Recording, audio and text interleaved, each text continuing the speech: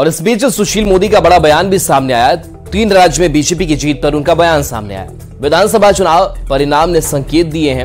उन्होंने कहा कि बिहार से लालू नीतीश राज की विदाई तय है। लोगों को पीएम मोदी पर भरोसा है। बिना सीएम फेस के बीजेपी जीत सकती है। ये ब्रांड मोदी पर जनता के विश्वास की जीत सुशील मोदी ने बताई है। नीतीश कुमार बदलते समय की लिखावट पढ़ ले। लालू नीतीश राज की अंतिम विदाई के ये साफ संकेत है।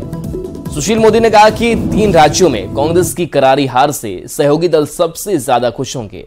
जेडीयू ने मध्य प्रदेश में अपनी औकात देख ली। उसके सभी उम्मीदवारों की जमानत जब्त हो गई।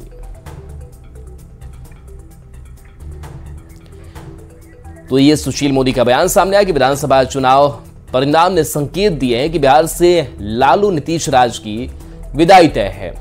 लोगों को पीएम मोदी पर भरोसा है। उन्होंने कहा कि नीतीश कुमार बदलते समय की लिखावट पढ़ लें।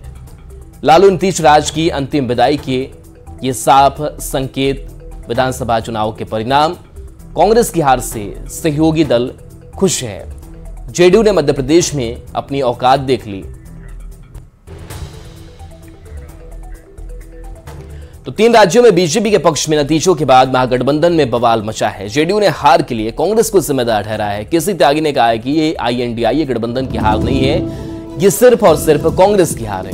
कांग्रेस ने सहयोगी दलों के लिए अपमानजनक शब्दों का इस्तेमाल किया।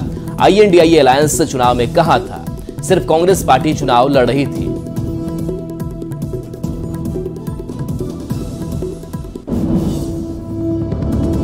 नतीजे सामने हैं। इसको आप किसको देखते हैं? आप इंडिया अलायंस की हार मानते हैं इसे? इंडिया अलायंस कहा था चुनाव में सिर्फ और सिर्फ कांग्रेस पार्टी चुनाव लड़ रही थी। उन्होंने ना इंडिया गठबंधन के घटक दलों से संपर्क किया, ना सहयोग मांगा, और जो क्षेत्रीय दल उनकी सहयोगी दल उनकी मदद करना चाहते थे उनके लिए भी उनकी भाषा अपमानजनक थी। लिहाजा ये हार सिर्फ और सिर्फ कांग्रेस पार्टी की हार। इधर जेडीयू प्रवक्ता नीरज कुमार ने पीएम मोदी पर प्रहार किया है। नीरज कुमार ने कहा कि मणिपुर में राजनीतिक पाप के चलते पीएम मोदी को मिजोरम में वोट मांगने की हिम्मत नहीं पड़ी। नीरज कुमार ने कहा कि कुछ राज्यों में बीजेपी की जीत हुई है, लेकिन तेलंगाना में करारी हार भी हुई है। नीरज कुमार ने कहा कि आईएनडीआई गठबंधन एक सीट पर एक प्रत्याशी खड़ा करने की योजना बनानी चाहिए। राज्यों के विधानसभा चुनाव, जिसमें एक राज्य मिजोरम, जिसमें आदरणीय नरेंद्र मोदी के मणिपुर में किए गए राजनीतिक पाप के चलते उनको हिम्मत नहीं हुआ मिजोरम की जनता से वोट मांगने का। लेकिन महत्वपूर्ण विषय यह है कि यह सच है कि भारतीय जनता पार्टी को इन राज्यों में बढ़त मिली है और तेलंगाना में भारतीय जनता पार्टी की बुरी गत भी हुई है। तो जस तो नरेंद्र मोदी जी ले रहे हैं, तो दूसरे राज्य में अपजस लीजिएगा ना।